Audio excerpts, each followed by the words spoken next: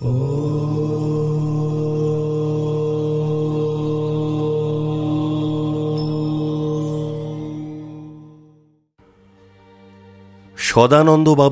একদিন ধরণীবাবুকে জিজ্ঞাসা করিলেন, জানিতে বড় ইচ্ছা হয় আপনার সঙ্গে ঠাকুর মহাশয়ের প্রথম পরিচয় কেমন করিয়া ঘটে।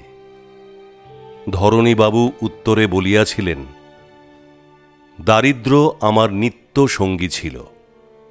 কয়েক ঘর যজমানের বাড়ি বাড়ি পূজা আর্চা করিয়া আমাদের দিন গুজরান হয়।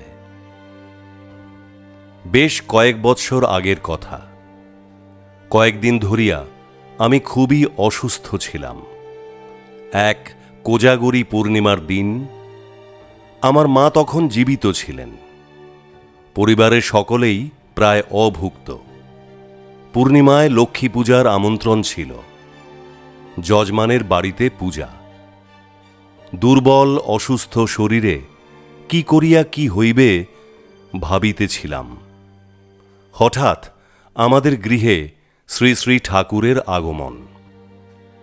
সঙ্গে ছিল কিছু ভুজ্যি সামগ্রী। একটি গামছায় বাঁধা চাল ডাল তরিতরকারির পুটুলিটি নিচে রাখিয়া বলিলেন, আমি দরিদ্র ব্রাহ্মণ, নাম রামচন্দ্র চক্রবর্তী। চলেন আপনার হইয়া কোজাগরী পূজা কইরা আসি। গামছায় বাঁধা ভুজ্জিতে মায়েদের আইজ চইলা যাইব। আগে কখনো তাহাকে দেখিয়াছি বলিয়া মনে হয় নাই। অপরিচিত তিনি। এমন দয়াল ঠাকুরের সেই প্রথম দর্শন।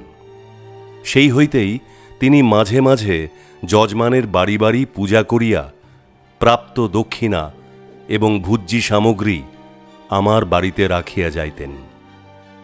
মানুষের দেহে ঠাকুর স্বয়ং ভগবান। তারপর আমরা সকলেই তাঁহার আশ্রয় পাইয়াছিলাম।